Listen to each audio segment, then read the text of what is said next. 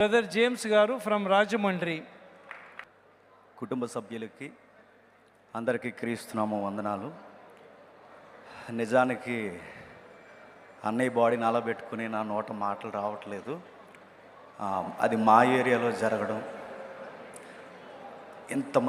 ఎంతమంది పెద్దలు, ఆయనకున్న సర్కిల్ టీం అంతా నాకు తెలుసు.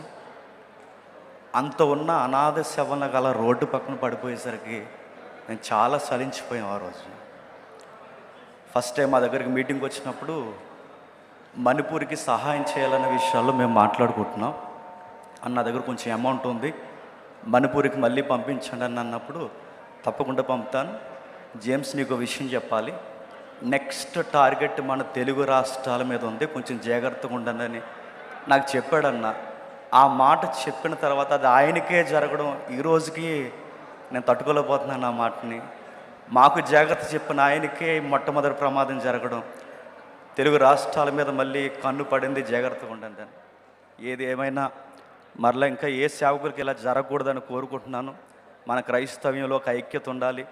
ఇలా జరుగుతుందని దీన్ని ఫాలోఅప్ చేసే పెద్దలు ఉండాలి.